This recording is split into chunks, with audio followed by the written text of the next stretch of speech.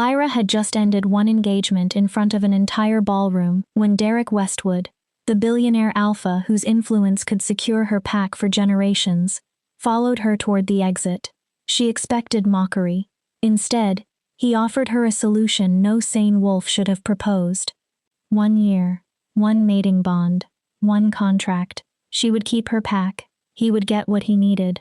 But behind Derek's effortless smile was an urgency he refused to explain, and one secret that could turn their perfect deal into something far more dangerous.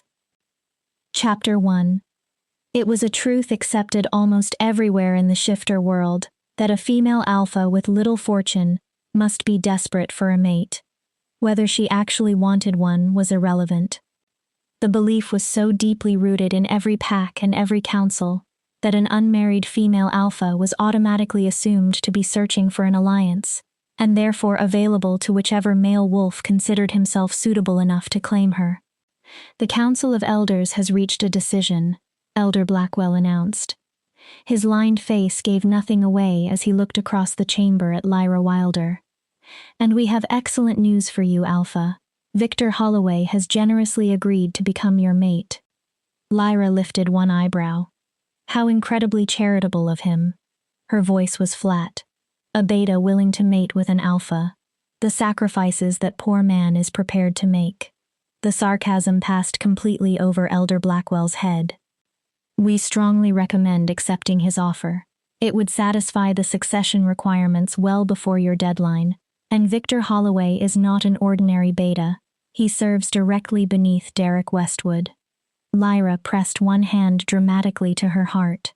"Well, if he's Derek Westwood's beta, that changes everything."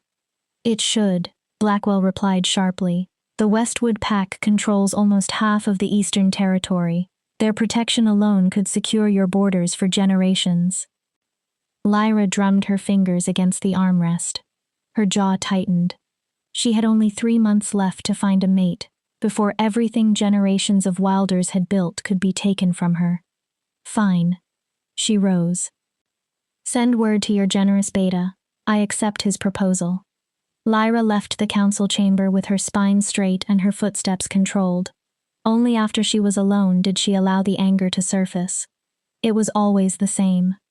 Male alphas chose mates for power, pleasure, family connections, or simply because they wanted someone. Female alphas mated because survival demanded it. Lyra was the strongest wolf in her pack. She was an alpha by blood, ability, and right.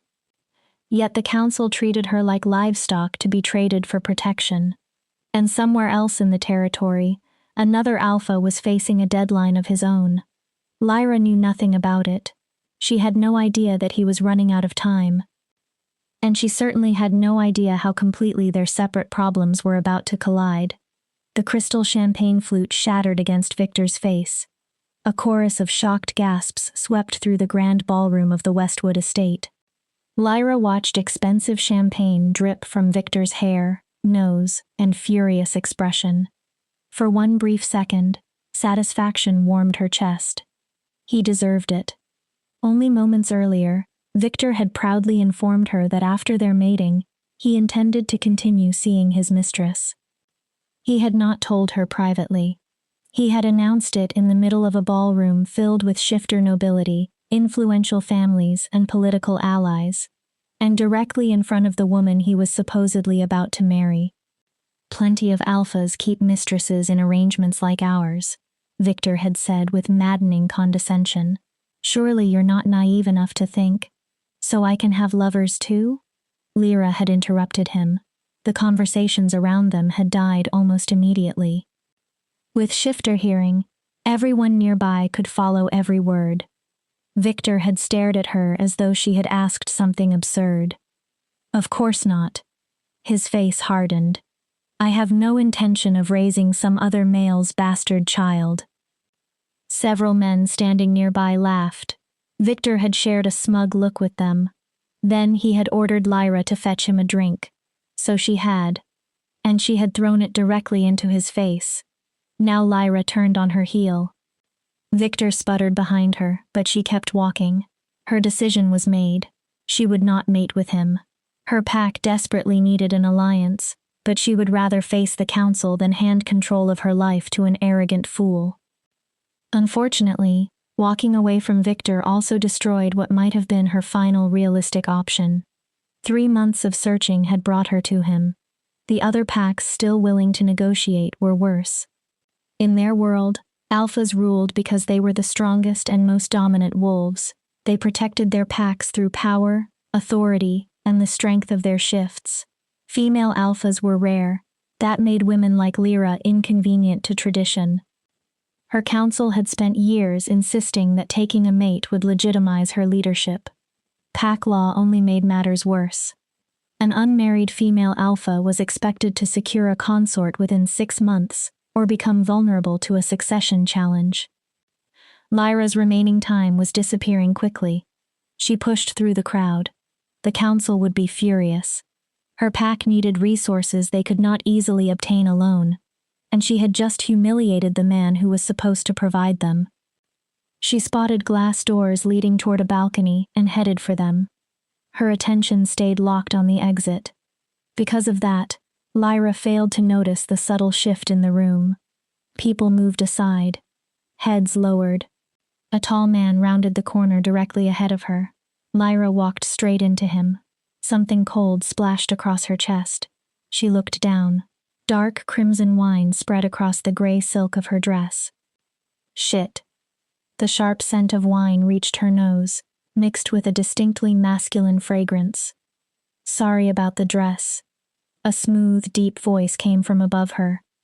Though, to be completely honest, I think it looks better now. Lyra's head snapped up. Oh, shut up. Her temper flared. The least you could do is apologize. Then she met his eyes. Blue. Almost unnaturally blue. For half a second, her anger faltered. I did apologize, the stranger said. A smirk curved his mouth. Or have you already forgotten? He was annoyingly beautiful. Sharp cheekbones. Dark hair. An expression that suggested consequences were things that happened to other people. Lyra had the strange feeling she had seen him somewhere before, but irritation prevented her from placing him. I remember you being a jackass. The man's smirk widened. Someone's having a difficult evening. What gave it away? Lyra asked. Was it the wine all over my dress? Not just wine, he corrected. A 1982 Chateau Lafite Rothschild. Lyra glared at him. Before she could answer, Victor arrived. His face was still stained and blotchy from humiliation. Lyra, stop making a scene. Victor inclined his head toward the dark-haired stranger. Apologize to my alpha, now. He reached for Lyra's arm. She stepped out of range. Don't tell me what to do. Then Victor's words registered. My alpha. Lyra looked back at the stranger. Suddenly everything made sense. The familiar face. The crowd moving out of his path. The enormous difference in Victor's tone. Victor's alpha was Derek Westwood. Derek Westwood controlled territory, the way wealthy humans collected investments. His signature on a treaty could reshape alliances. His family's fortune was so immense that partnership with the Westwood pack could secure Lyra's people for decades. And Lyra had just called him a jackass. Victor bowed his head toward Derek. I apologize, Alpha. My future Luna can sometimes be. I am not your future Luna, Lyra cut in. Victor turned toward her. The engagement is over. The room seemed to tighten around them. Dozens of curious gazes settled on Lyra. You cannot end our engagement because of my mistress. Victor seized her wrist. You'll lose your position without me. Lyra looked down at his hand. And you'll lose that hand if you don't release me, Victor growled. Your entire pack will suffer because of your pride. Lyra moved. She twisted Victor's wrist sharply enough to force him to release her. Beside them, Derek Westwood tilted his head. Amusement glittered in his blue eyes. Funny that you should criticize her pride, Victor. Derek's voice was calm. You seem to have misplaced yours somewhere. He paused. Your mistress's bed, perhaps.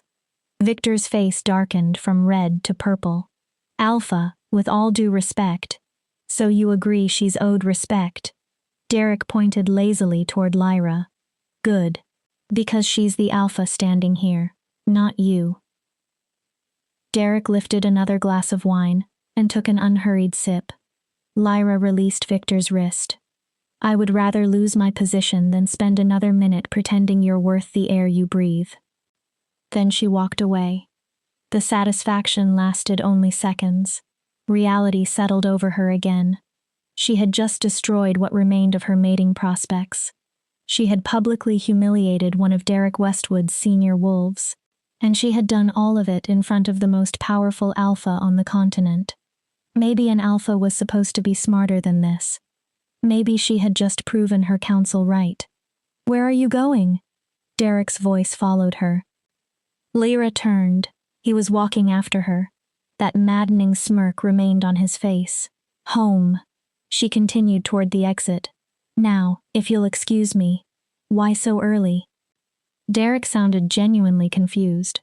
The party is barely getting started. Nobody leaves one of my parties this early. In case you missed the public disaster behind us, I just ended my engagement with the only acceptable mate my council managed to find. Ah, Derek nodded, then frowned. So? Lyra stared at him. So now I probably won't find another mate before my deadline. She folded her arms. I'm going to lose my pack in a matter of weeks, and my dress is ruined. Oh, don't be dramatic. Derek waved one hand. I'll help. Lyra narrowed her eyes. How? Simple. You need another dress. I'll get you one. He took another sip. And you need another mate. I'll get you one of those too. Lyra almost laughed. You're going to help me find a mate? Of course. Derek's smile widened. I already know the perfect candidate. Lyra glanced around the ballroom. Who? Derek's expression changed.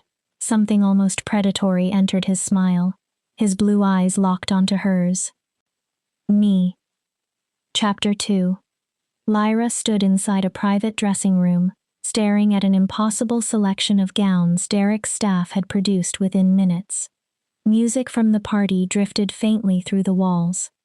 She was still trying to understand what had happened. More specifically, she was trying to understand why Derek Westwood, the heir to one of the oldest fortunes in the shifter world, ruler of half the Eastern Territory, and infamous playboy, wanted to mate with her. It made absolutely no sense. It makes perfect sense, Derek called from the chair outside the changing area, almost as though he could hear her thoughts. You need a mate. I need a mate. We should be mates. Why do you need one? An attendant held up a gown that looked as though it had been woven from actual gold. Derek answered casually. I've developed a sudden desire to grow old with someone. You don't need a mating bond for that. Lyra pushed her head around the privacy screen. Your highly paid staff can grow old beside you. Derek placed a hand dramatically over his chest. Cruel. He paused. But fair. For a brief moment, something changed in his expression. Urgency. Maybe fear. It disappeared so fast that Lyra nearly convinced herself she had imagined it. Nearly. Something was wrong. All right, Derek said. The truth is, I want a seat on the National Wolf Council. Lyra disappeared behind the screen again. What does that have to do with me? The council is voting on Elder Blackwell's replacement in a month. His death was sudden, so they're rushing to fill the position. Let me guess. They've rejected you before. 3 times. Derek sounded offended. They claim I'm not serious enough. Lyra gasped theatrically. What could possibly have given them that impression? For some mysterious reason, I have what people describe as a playboy reputation. She could practically hear him making air quotes. And I have no heir. Taking a mate would make me appear responsible. Lyra considered that while the attendant fastened a midnight blue gown around her. That explanation actually made sense. Fine, but why me? Silence. Too much silence. Lyra stepped from behind the screen. Well? Derek looked her over. Much better. I wasn't asking about the dress, smartass. She folded her arms. You still haven't answered. Derek hesitated. Would you believe I fell hopelessly in love the moment I saw you? No. Fair enough. His smirk returned. I heard about your situation. You need a mate for practical reasons, and you need one quickly. Lyra nodded slowly. And I need a mate because of the council, Derek continued. But neither of us actually wants a marriage. He paused. Unless you've already fallen hopelessly in love with me. Definitely not. Excellent. Derek leaned back. Then here's the arrangement. We mate for 1 year. I get my council seat. You secure your leadership and the alliance your pack needs. After 1 year, we dissolve the bond and divorce. Lyra stared at him. A strategic marriage was one thing. A temporary mating bond was something else entirely. You're insane. Possibly. Derek smiled. But it could work. Lyra began pacing. The advantages were obvious. The Westwood Alliance would immediately protect her borders. Her position as Alpha would be secured. Her pack would gain access to resources no other alliance could match. But a false mating bond? There were reasons wolves did not treat those bonds casually. What happens after we break it? She asked. What if my council demands that I take another mate? They won't. Derek's answer was immediate. Even after we divorce, your pack remains under my protection permanently. Lyra stopped. That is extraordinarily generous. Too generous. She had far more to gain than Derek. A council seat might matter to him, but was it worth permanently pledging Westwood protection to her entire pack? So we have a deal? Derek checked his watch. The party is still going. I'd like to announce the engagement tonight. Tonight? Lyra's eyes widened. That is incredibly fast. The vote is in a month. Time matters. Lyra touched the side of her neck without thinking. If we do this publicly, we'll need to mark each other. Derek watched her. An actual claiming bond. The bond between mated wolves was old magic. Primal. Binding. Every shifter had heard stories of bonded mates torn apart and driven half mad by the severed connection. Derek must have seen the concern in her face. This is still only for appearance, he said. I don't expect you to sleep with me after the claim. Not once, if that's what you want. Good. At least one complication was removed. But aren't you worried about eventually breaking the bond? A little. Derek shrugged. We simply won't allow it to deepen. After we're mated, we'll spend a short fake honeymoon together. We don't even have to share a room.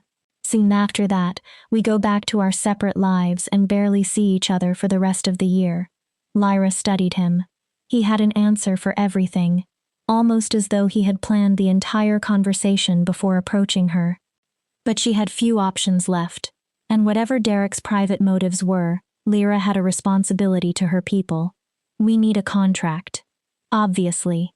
Something legally binding. My lawyer can speak with yours. Derek stood and held out his hand. His eyes met hers. Do we have a deal? Lyra hesitated. Then she placed her hand in his. At that moment, she genuinely believed she had very little left to lose. She was wrong. Chapter 3. Derek sat behind his desk, turning pages of the wedding contract his attorney had prepared. He barely read any of it. The legal conditions hardly mattered. Most of the arrangement was for appearances anyway. His attention drifted toward the calendar. His 30th birthday was circled in red. A knock came at the door. Alpha Westwood? His assistant appeared. Ryder Blackwood is on the phone. It's the 3rd time he's called today. Derek sighed. Tell him I'll call him later. With respect, sir, he seems determined to speak with you. Of course he was. Ryder was one of the few people in Derek's life who actually challenged him. Usually, Derek valued that quality. Today was not one of those times. Fine, put him through. The phone rang moments later. Derek picked it up. Westwood speaking. What the hell did you do? Ryder's voice exploded through the receiver. Derek leaned back and put his feet on the desk. You're going to have to narrow that down. I just received a wedding invitation from you. Yes. And last week you weren't even dating anyone. Ryder sounded close to choking. Who are you marrying? Derek glanced at his hand. One fingernail had cracked. Normally, an injury that insignificant would already be gone. He flexed his finger and waited. Nothing happened. You know how these things are, Derek said lightly. Our eyes met, and suddenly everything changed. Silence. Are you saying she's your fated mate? Excitement entered Ryder's voice. God, no. So it's a business deal. More or less. Let me guess. Isabella Danes. Her father owns those oil fields you've been circling. Lyra Wilder. Who? Alpha of a small pack along my eastern border. Derek considered what little he knew about her. Nice woman. Probably. He had known her less than an hour when he proposed. I've never heard of her, Ryder said.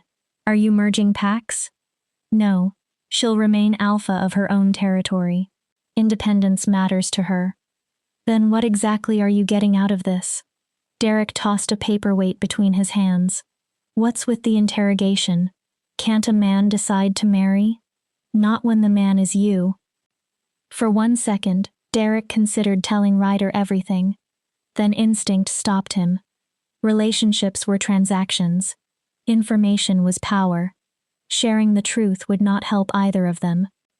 I'm not getting younger, Derek said. I decided it was time to settle down. That was not technically a lie. It simply left out everything important. And after I'm mated, perhaps the National Council will finally stop rejecting me. You could buy your way onto that council. But where's the satisfaction in that? Maybe I want to be selected on merit. Ryder snorted.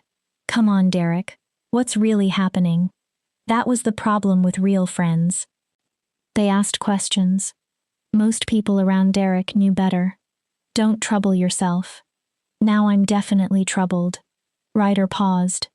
Does this have anything to do with whatever you were discussing with Kate? Derek's hand tightened around the phone. She told you? She is my mate. Mates tell each other things. You might understand that if you'd spent more than 5 minutes considering what taking a mate actually means. What's complicated about it? We have a contract. I bite Lyra, she bites me. Finished. Kate said you were asking about that magician. Derek's jaw tightened. Perhaps. You actually met him. Ryder's voice sharpened. Derek remembered the strange bookshop, the impossible atmosphere, the man with eyes that seemed older than entire cities. He's surprisingly relaxed. I cannot believe you. That man is dangerous. Ryder lowered his voice. Please tell me you didn't make a wish. Derek knew what the cost of a wish would be. You lost whatever you valued most. And the thing Derek valued most was already disappearing. Of course I didn't. I'm not an idiot. Debatable. I asked for advice. He's ancient. He understands things. Things about what? Derek rubbed the scar on his forearm. It came from a hunting injury the previous month. It should have healed long ago. It had not. Nothing that concerns you. I'm not letting that go. Are you in trouble? No. Derek meant it when he said the word. Everything would be fine. It had to be. I need to go. I'll see you at the wedding. He paused. You're my best man. What? Congratulations. Since when? Since now. You should probably start organizing a bachelor party. Derek. He hung up. Chapter 4. Lyra stared at the woman in the ornate mirror and barely recognized her. Pearls cascaded across the wedding dress. The train extended behind her for what felt like several miles. Beyond the window, hundreds of guests filled the gardens of the Westwood estate. Apparently, Derek knew every important wolf alive. Lyra had even seen Kate Winters earlier. Another female alpha. One whose progressive leadership Lyra deeply respected. Perhaps Derek would introduce them later. This union would change everything for Lyra's pack. She reminded herself of that while adjusting her veil again. A quiet knock interrupted her thoughts. Flynn entered. Her brother looked handsome in formal clothes, but there was nothing celebratory in his expression. You can still change your mind. His eyes widened slightly when he saw her. Lyra frowned. Shut up. This dress looks incredible. Flynn rolled his eyes. That isn't what I meant. A mating bond is sacred, Lyra. It should come from love. Not everybody can afford to marry for love. She met his gaze. Flynn went quiet. Guilt passed across his face. He had left Lyra carrying the burden of their pack's leadership while he built a life of his own. You could at least have gone through a proper courting period, he said. Why are you rushing this? Lyra clenched her fists. Give me another solution that gives our pack everything Derek is offering as quickly as this one does. Flynn said nothing. An alliance with Westwood means immediate security, resources, protection. And what does Derek get? A seat on the National Council. Flynn scoffed. Please. With his money and connections, that man could buy 10 council seats. Lyra shifted uncomfortably. She had not seen Derek since the party. After she agreed to his proposal, he had covered her in expensive jewelry, announced their engagement to a ballroom filled with witnesses, danced with her once, and disappeared back into his world. The contract is signed, Lyra said. Everyone is already here. More importantly, my pack needs this. A mating bond isn't a contract. Flynn's voice softened. When Juliet and I bonded, everything changed. You feel your mate's emotions. Distance hurts, their pain affects you. I know how mating bonds work. Do you? Because Derek Westwood isn't famous for loyalty or commitment. Flynn. Lyra's voice hardened. I am doing this. Support me for making the best decision I can for our people. Or leave. Something shifted in her brother's expression. Maybe understanding. Maybe regret. Finally, Flynn nodded. Later, as he walked Lyra toward the altar, she kept her eyes on the marble floor.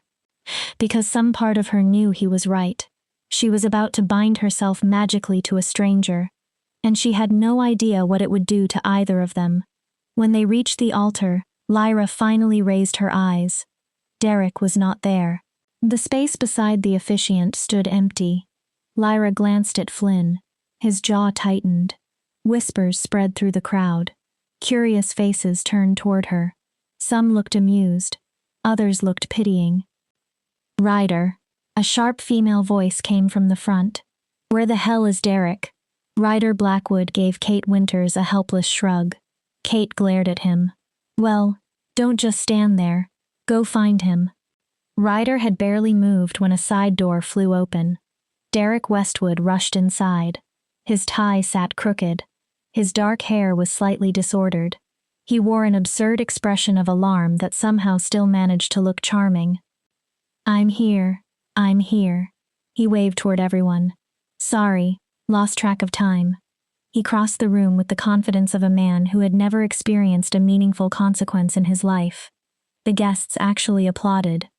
Lyra rolled her eyes so hard they nearly hurt. Derek walked down the aisle as though he had accomplished something heroic rather than almost missing his own wedding. When he finally reached her, Lyra noticed that he was breathing slightly harder than normal. Strange. The Westwood estate was enormous, but not enormous enough to leave an alpha winded from crossing it.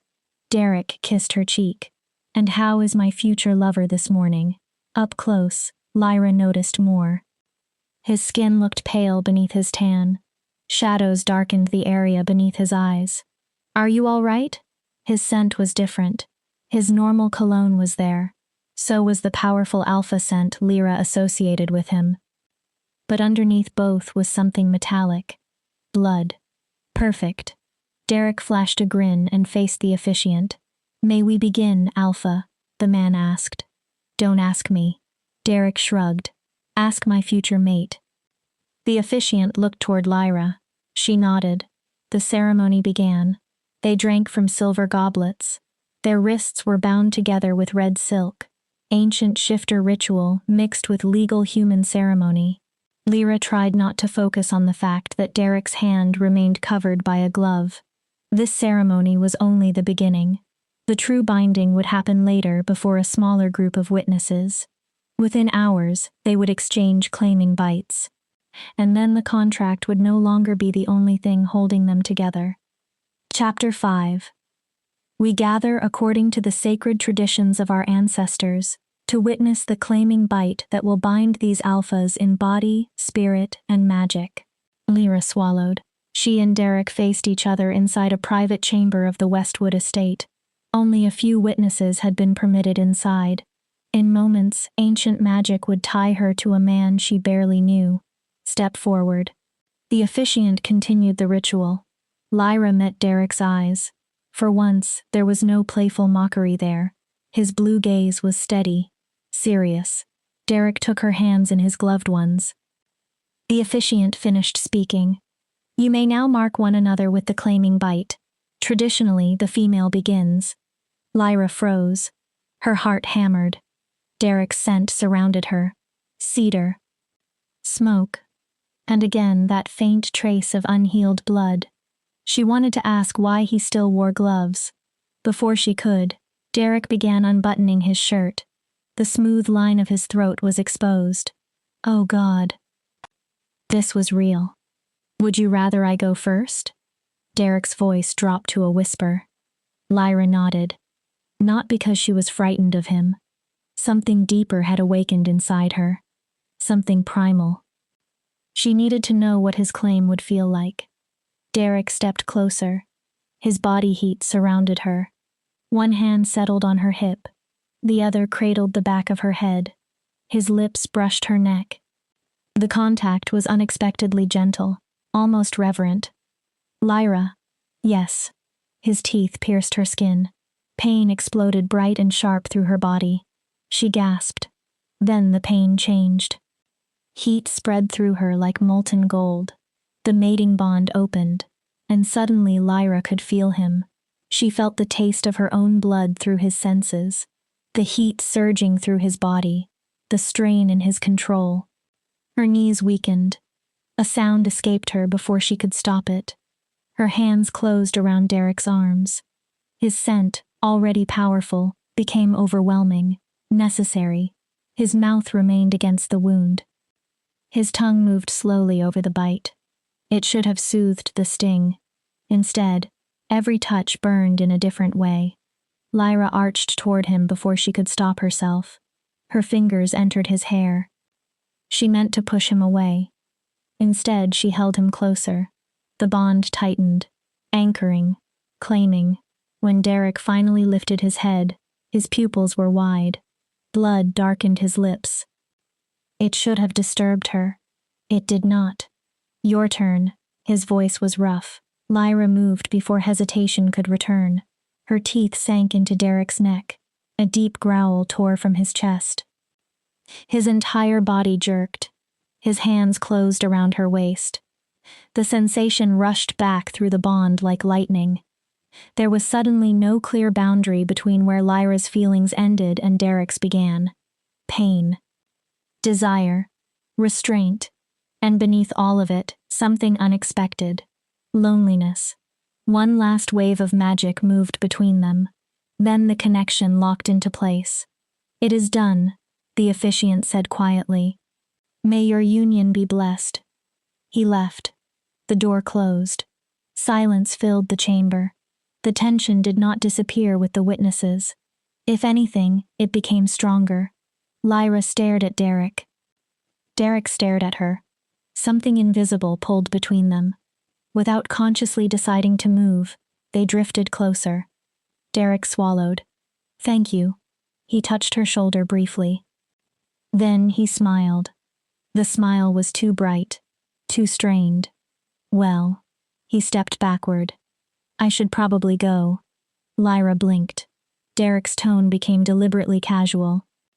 Wouldn't want the bond getting too deep, would we? Then he left. Lyra remained where she was, breathless, confused, her entire body still vibrating with the echo of what they had just done. Chapter 6. Lyra woke beneath an unfamiliar ceiling. For one disoriented second, panic seized her. Then sunlight touched the silk sheets around her, and memory returned. The wedding, the claiming ceremony. Derek. The bond. She breathed slowly. This was fine. This was exactly what she had agreed to. According to their contract, she and Derek would remain at his estate for 2 weeks. A fake honeymoon. Enough time to convince outsiders that their mating was genuine while allowing the bond to settle. Afterward, they would return to separate lives and meet only when necessary.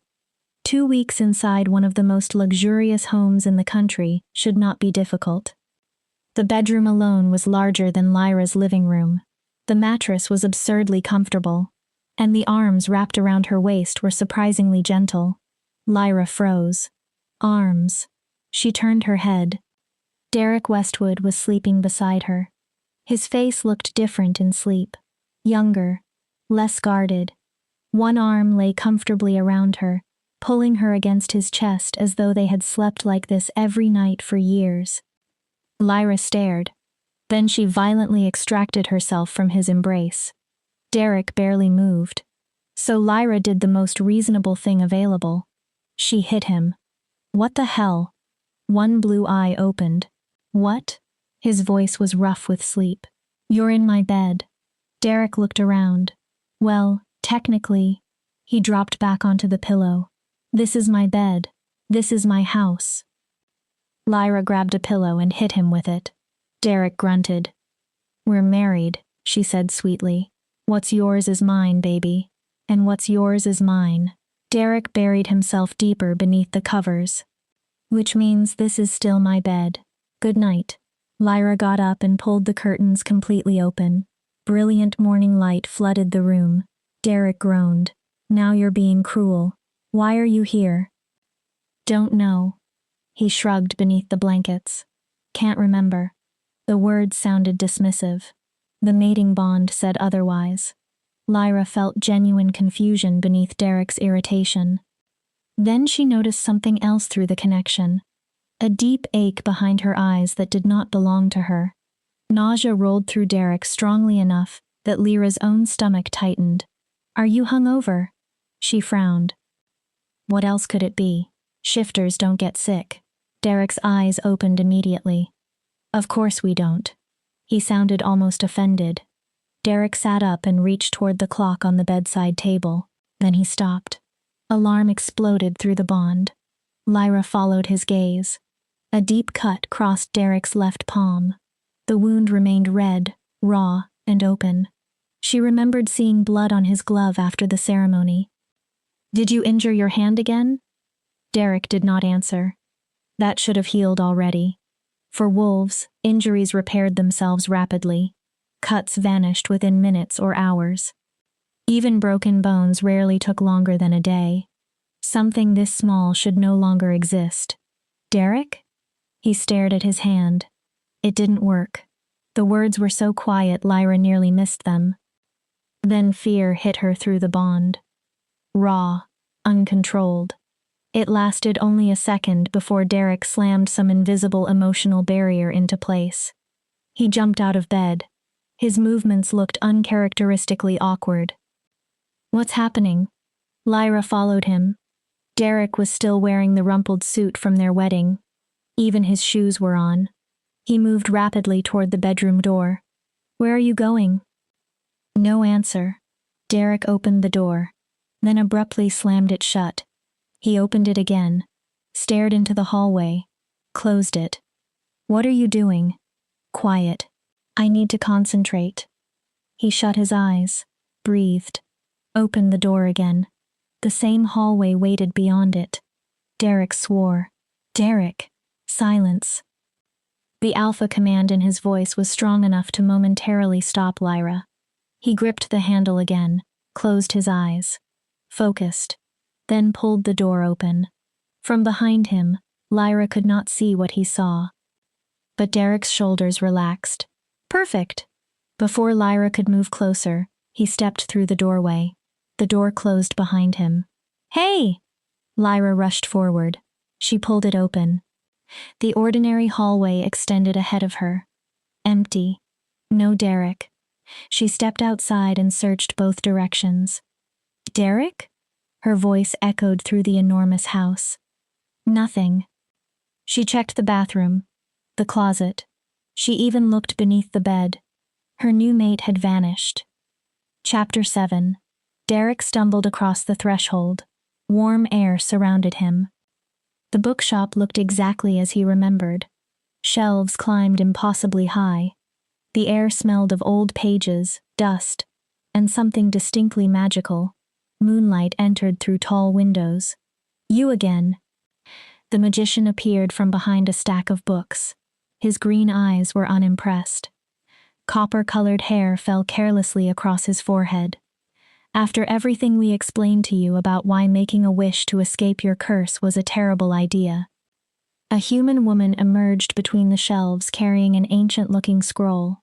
Her eyes widened when she saw Derek. "Oh, wonderful. The rich wolf is back." "I did not come here to make a wish," Derek said, "although I am very clearly still cursed." Adrian studied him. "What was your curse again? We see quite a lot of them." "My powers." Derek lifted his injured hand. The cut had still not healed. It was a constant reminder that his time was almost gone. He had nearly missed his wedding while trying to hide that wound. "He has to take a mate before his 30th birthday, or he'll become human," Iris supplied. Adrian frowned. "That isn't one of mine, is it?" "For once, no," Iris said. "Focus." Derek's patience was disappearing. "You told me taking a mate would break the curse. I told you taking a mate would probably be easier than making a wish." Derek stared at him. "What is that supposed to mean?" "What I already explained." Adrian picked up an old book. "I can break your curse directly, but the magic would demand a price." "Whatever I value most." "Yes, I remember." "And whatever you value most might be the exact powers you're attempting to preserve." Derek waved his wounded hand. "Which is why I followed your other suggestion. I took a mate. And the curse is still active." The Westwood curse had existed for generations. A distant ancestor had angered an extremely powerful witch. Since then, every firstborn Westwood faced the same condition: mate before 30. Or permanently lose the wolf. Derek had grown up knowing the stories. His aunt Eleanor had refused to mate. When she turned 30, her wolf disappeared. Her power vanished. And eventually, so did her position. Derek had always assumed he would find someone before his own deadline, until suddenly the deadline was almost here. "Are you certain you understand the conditions?" Adrian asked. "Of course. My father had the curse. So did my grandfather." "Can't you ask them?" Iris said. "They're both dead." Derek paused. "Not because of the curse." Iris stared at him. "How do you know you're still affected?" Derek lifted his hand. "This should have healed." He flexed his fingers. "A few months ago, something like this would have disappeared in seconds. Every day I'm becoming more human. Once I reach 30, it'll be permanent." Iris shrugged. "Being human isn't terrible." Derek glared at her. To someone born human, perhaps it was not. But Derek had been a wolf his entire life. Strength, shifting, enhanced senses. Alpha authority. If those disappeared, Derek would lose more than power. He would lose the ability to lead his pack. To me, it would be torture. Adrian considered him. "Perhaps you didn't mate correctly." "We did everything correctly." Derek counted it off impatiently. "I found a suitable candidate. We signed a contract. We had a wedding." Then he remembered the claiming ceremony. Lyra's blood. Her gasp. The way her body had reacted when his teeth entered her skin. Then her bite against his neck. The bond opening between them. The world briefly disappearing. Derek cleared his throat. "We definitely mated." He added, "We even signed paperwork." "How romantic," Iris said. "It wasn't meant to be." Iris stared at him. "Did you tell her why you were doing this?" "Of course not." Derek frowned. "Why would I reveal my greatest weakness to a stranger?" Adrian's eyebrows rose. "Your mate is a stranger? Why are we helping him?" Iris muttered. "That poor woman doesn't even know he used her." "I did not use her." Derek was genuinely offended. "She entered the agreement for business advantages. Advantages I fully intend to provide. That was why they had a contract. Lyra benefited too. He had not forced her into anything. They would eventually divorce exactly as planned. It was fair. At least Derek had believed it was. Iris's expression made him less certain. But surely if she loves you. Whoa. Derek held up both hands. Who said anything about love? The marriage is contractual. Adrian pressed his palm against his forehead. What? Derek looked between them. Adrian stared at him as though questioning how someone could possess so much money and so little common sense. Your curse is emotional. Derek blinked. I don't understand. Mating normally happens between wolves who care for one another. Adrian spoke slowly. You acquired a mate, but your bond is not sincere.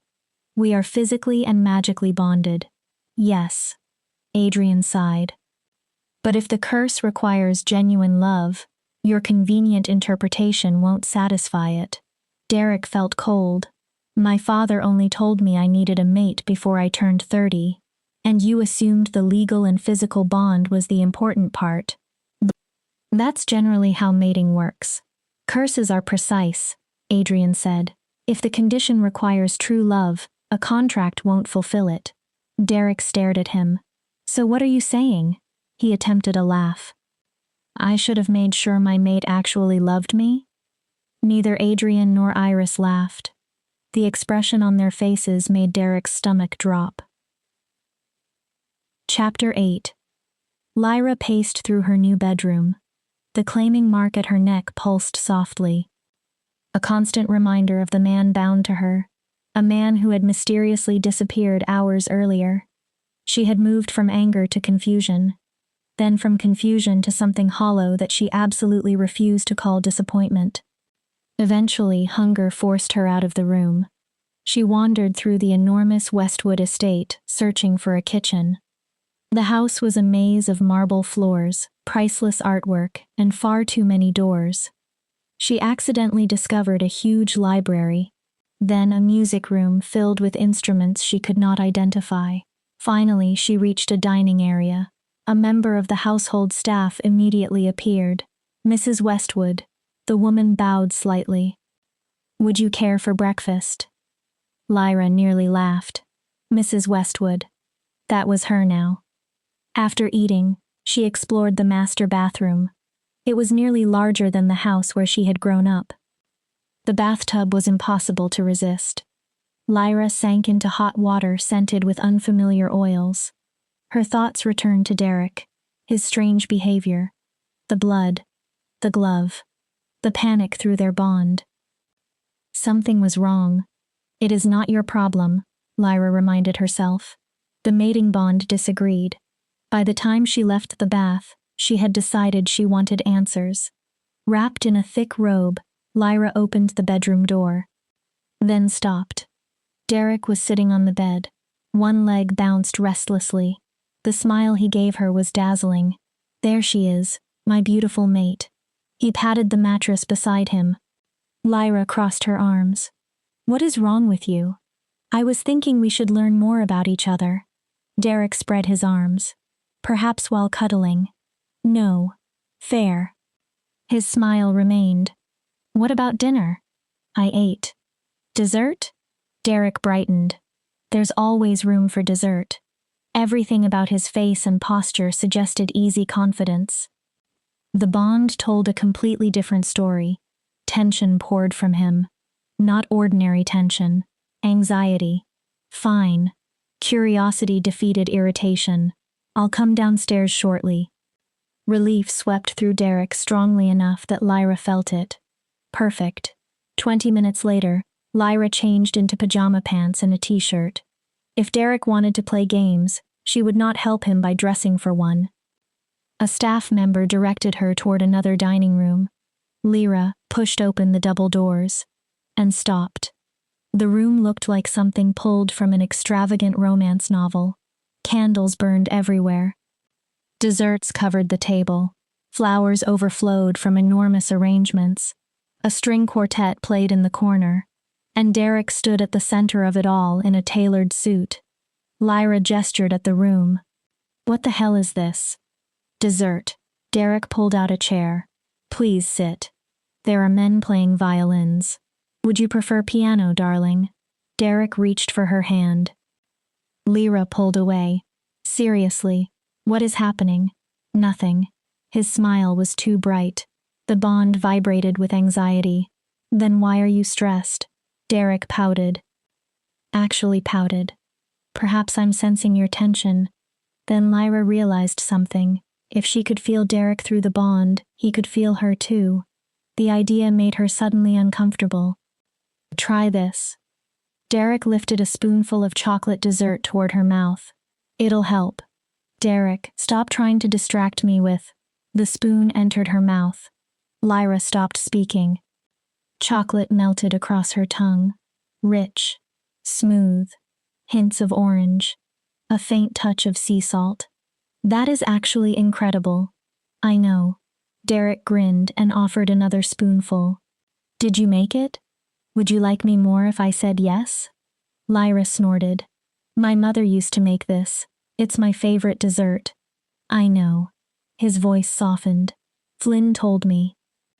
Lyra stared at him. You asked my brother what my favorite dessert was? How else would I know what to serve? Something warm moved through her chest. It was a small gesture, but thoughtful. She had not expected thoughtfulness from Derek Westwood, which immediately made her suspicious again. What is going on? Derek's attention shifted. This morning you didn't know how you got into my room, then you panicked and disappeared. She looked toward his hands. And that injury still hasn't healed, has it? That's why you're wearing gloves. Derek moved so quickly that his hand covered her mouth. Their eyes met. His expression told her to stop talking.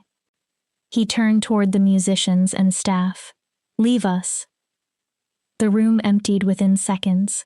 Lyra immediately pulled away. What is happening to you? Her alpha tone filled the room. Answers, now. Derek raised his hands. Fine, he inhaled. We need to renegotiate our contract. Lyra tensed. Her thoughts immediately moved toward every possible disaster. How? I am not becoming some hidden side woman while you… No. Derek interrupted quickly. Nothing changes regarding your pack. You still receive everything I promised. Lyra relaxed slightly. Then what exactly do you want changed? Fear exploded through their connection. So powerful that Lyra's own heartbeat accelerated. Whatever Derek wanted to say genuinely terrified him. I need something from you. He met her eyes. Something extremely important. What? Derek breathed deeply. I need you to fall in love with me. Lyra blinked. Derek remained completely serious. For real. She waited for the joke. None came. Lyra began laughing. Chapter 9. I'm sorry. Lyra stared at Derek across the candlelit table. Did you actually just tell me to fall in love with you? Yes. Derek smiled encouragingly. Starting immediately would be ideal. Right. Lyra pushed back her chair. I'm going to bed. Derek stood. Well, if you insist. Alone. Unfortunately, Derek Westwood did not respond well to rejection. The next morning, Lyra woke to find every visible surface in her bedroom covered with flowers. Too much? Derek stood in the doorway looking pleased with himself. I'm allergic to roses. She was not. Derek's grin widened. No, you're not. I asked Flynn. Stop talking to my brother. By lunch, the roses were replaced by lilies. By dinner, there were orchids. When Lyra complained that he was wasting flowers, Derek donated all of them to local hospitals, which was annoyingly thoughtful. Then came the gifts. Lyra could not even escape. Their fake honeymoon required them to remain together for 2 weeks. One morning, a Ferrari appeared outside. Your brother said you like sports cars. Derek sounded absurdly cheerful. Then came diamond necklaces in velvet boxes. To match your eyes. Then he presented her with paperwork for a small island. Everyone needs somewhere to vacation. You cannot buy my love. Obviously. Derek nodded. That's why I also wrote you a poem. He cleared his throat. If you read that poem aloud, I will bite you. Derek's eyes brightened. Is that a promise? His amusement came through their bond like warm sunlight. The bastard was enjoying every second. But beneath the absurd gestures, Lyra occasionally sensed something else. Sincerity. That was more dangerous. Derek started asking questions. Favorite season? The season where you leave me alone. Favorite color? A particularly beautiful shade of go away. Blue, Derek said. Obviously. The same color as my eyes. He wiggled his eyebrows. Childhood dream? To never have this conversation. Then he asked about her pack, and the jokes slowly stopped. His interest seemed genuine. Lyra found herself answering, at first with short responses, then with more. The bond made everything complicated. Derek clearly wanted something from her. She knew that. She could not allow herself to mistake his attention for love, but underneath his ridiculous smile, she felt anxiety, fear. Whatever drove this campaign to make her love him, the stakes were much higher than Derek admitted. One evening, he attempted to serenade her. He butchered, "Can't help falling in love with you," and replaced the lyrics so that the song became, "Can't help falling in love with me." Lyra finally snapped. This doesn't even make sense. She threw up her hands. Why do you suddenly care whether I love you? We're supposed to break this bond in a year. The moment the words left her mouth, she regretted them. Because Derek felt the emotion behind them. He followed her toward the bedroom. Is that what bothers you?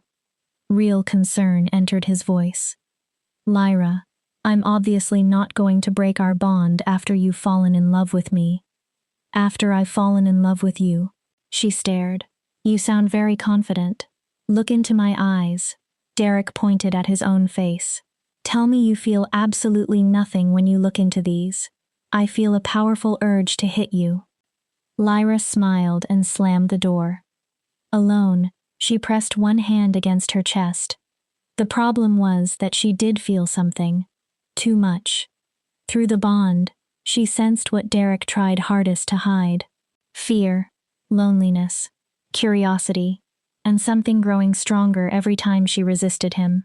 The following morning, Lyra found him in the library. His normally perfect hair was untidy. That faint metallic trace remained in his scent. And what about you?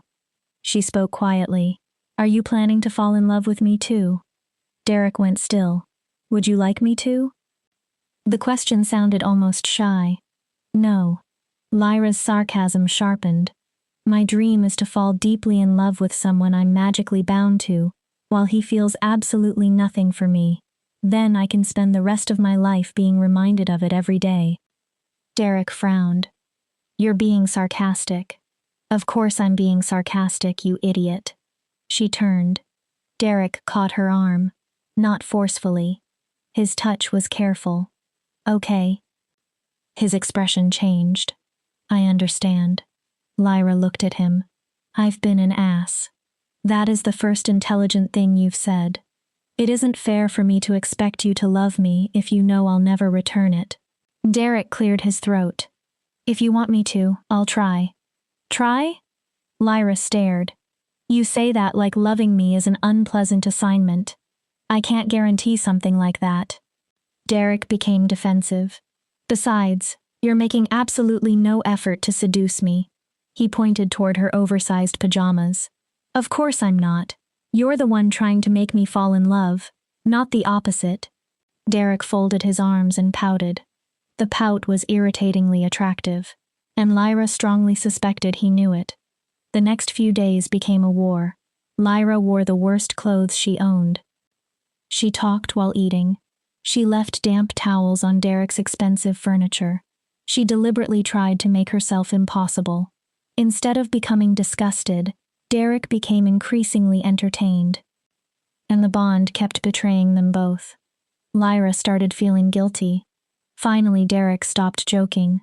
Look, his voice softened. I want us to try. That's all. Give this bond a real chance. Something vulnerable moved through the connection.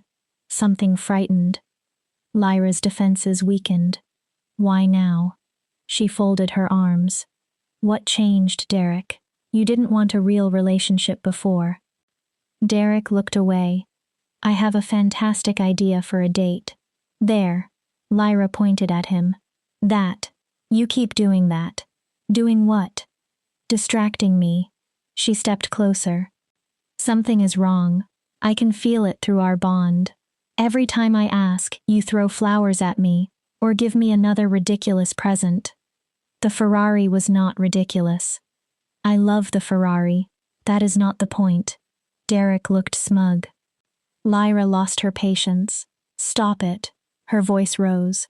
Stop distracting me with expensive gifts and that stupid charming smile. If you actually want this relationship to have any chance, be honest with me. Derek's breath caught. Hesitation moved through the bond. Then his shoulders dropped. Fine. He looked away. I'll tell you everything. Lyra blinked. You will? Yes. Derek swallowed. If you agree to one real date. The vulnerability in his expression was harder to face than all his confidence. One date. Lyra's voice came out rougher than she intended. Afterward, you tell me the truth. Derek nodded. Chapter 10. The restaurant was exactly the kind of place Lyra expected Derek to choose. Warm wood, soft lighting, perfect silverware, private tables, expensive without being loud about it. Except for one detail. It was a human restaurant. Lyra raised an eyebrow as they were escorted toward a secluded booth. She wondered whether Derek had chosen humans because he feared other shifters overhearing them. The maitre d' pulled out Lyra's chair. His eyes barely changed when he noticed her casual clothes. She had deliberately worn jeans and a simple blouse. She refused to dress like another one of Derek's romantic fantasies. Can't a man simply enjoy good Italian food? Derek asked when she questioned the location. Lyra said nothing. Derek sighed. Fine. You're right. He ran a hand through his hair. This bond is unbelievably annoying. Lyra watched him settle opposite her. Sometimes she could almost physically feel the connection tightening when Derek moved away. Now her body wanted to lean across the table and reduce the distance. She hated it. Derek was right. The bond was annoying. A waiter brought menus. Derek ordered with effortless familiarity. Eventually, he looked at her. Tell me something about yourself. That wasn't part of our deal. Does every interaction with you have to be written into a contract? He leaned forward. This is a date. People go on dates to learn things about each other. The bond told Lyra his curiosity was genuine. She took a drink of wine. Fine. What do you want to know? Something personal. Derek smiled. Something interesting. You want details about my first kiss? Lyra joked. Derek's smile disappeared. Not particularly. He sounded strangely irritated. Especially considering you and I haven't even kissed yet. Lyra almost laughed. What a child. Yet some ridiculous part of her immediately wanted to say something that would make him smile again. You want something real? She considered it. I resented Flynn for years. Derek's eyebrows lifted. You and your brother seem close. We are now. Lyra traced the edge of the tablecloth. But growing up, I always felt like I had to work twice as hard as him, just to be valued half as much. She had never admitted that aloud. It made her feel petty. I trained constantly. I pushed myself to become stronger. But every council meeting, every pack gathering, everyone looked toward Flynn first. Maybe because he's older? Derek suggested carefully. Lyra stared flatly at him. How many female alphas do you know? Point accepted. Their food arrived. Derek watched with obvious amusement while Lyra devoured several bites. I still feel guilty for resenting him, she admitted. Flynn never asked people to treat us differently. Sounds like you resented the system more than your brother. Derek reached for the wine. Lyra pointed toward him. Your turn. Tell me what's really happening. I'm having a pleasant dinner with my beautiful mate. Derek. You know what we should do? He leaned forward. Dance. You promised me the truth. And you'll get it. Later, Derek ordered another bottle of wine. His playful expression remained, but something in his eyes was more serious. Are you stalling? Never. Their hands touched while reaching for bread. Derek's fingers remained against hers for a second too long. Sorry. He did not sound sorry. The bond makes resisting difficult sometimes. You seem perfectly capable of resisting most of the time. Derek's smile changed. Do I? His gaze stayed on her. Maybe I'm simply better at hiding things than you think. Hiding what? Many things. He raised a hand toward the waiter. More wine. You've had enough. Nonsense. You've barely had any. Derek studied her. Do you know your problem, Lyra? I have several. One of them is sitting across from me. You think too much, always analyzing, always suspicious. Someone needs to think. You clearly don't. Derek pressed one hand theatrically against his chest. Painful. The fresh wine arrived. Derek poured another glass. We could be having a very pleasant evening if you'd stop looking for hidden motives in everything I do. Maybe if you stopped having hidden motives. Maybe I just want to spend time with my mate. The words came out more softly than Derek appeared to intend. Lyra's chest tightened. Derek, you're doing it again. He pointed toward her. I can feel you trying to investigate me through the bond. Very dishonest. Lyra watched him carefully. Something looked wrong. Derek leaned slightly to one side. His eyes took too long to focus. Are you feeling okay? Never better. He moved one hand expansively and knocked over his wine. Lyra stared. His words were slightly slurred. His reactions were delayed. His movements lacked the flawless shifter coordination she had come to expect. Derek. She leaned toward him. Are you drunk? He blinked, then laughed. Don't be ridiculous. It's human wine. He looked at his glass. Human alcohol doesn't affect wolves. Silence. Well, he stared harder at the glass. Usually. Then he began laughing again. At first it sounded amused. Then the laughter developed a strange, almost frantic edge. This is perfect. Derek dragged a hand through his hair. First I stop healing correctly. Lyra went still. Then shifting becomes difficult. His laugh turned bitter. And now human alcohol gets me drunk. He looked at her. What's next? Reading glasses? Derek. Fear flooded their bond. Lyra's own chest tightened from the intensity. Maybe I'll have to exercise to stay in shape. Derek kept talking. Or I'll start getting cold when the weather is cold. Imagine that. That is enough. Lyra raised a hand for the waiter. The check. Now. Outside.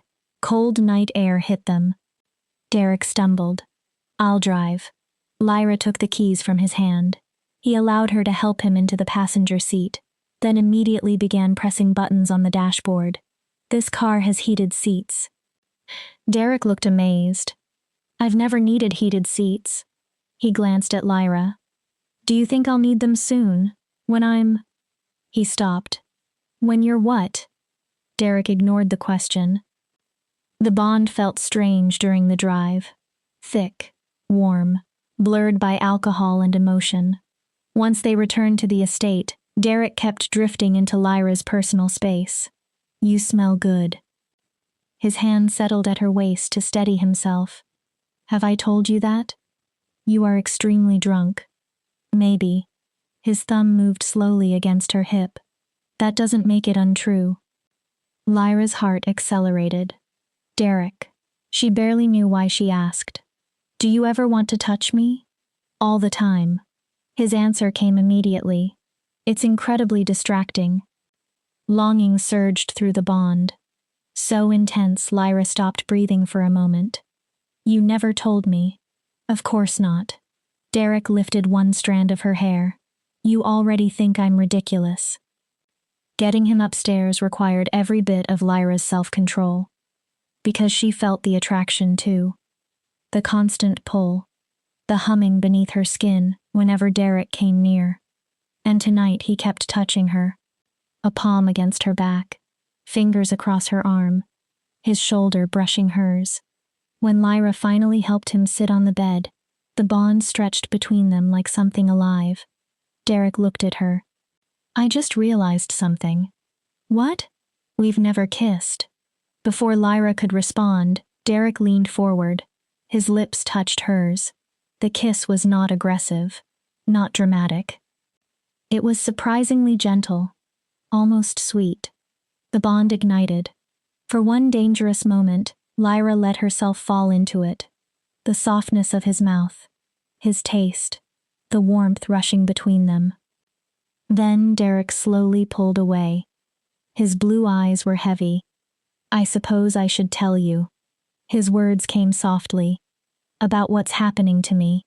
You don't need to tell me while you're drunk. No. Derek waved one hand, then collapsed backward onto the mattress. You've been patient. Much more patient than I deserve. Lyra sat beside him. She tried to keep some distance even while every instinct urged her closer. I'm listening. Derek closed his eyes. For several seconds, Lyra thought he had fallen asleep. Then he spoke. I'm turning human. Lyra stared. What? I'm becoming human. He vaguely gestured toward himself. Why?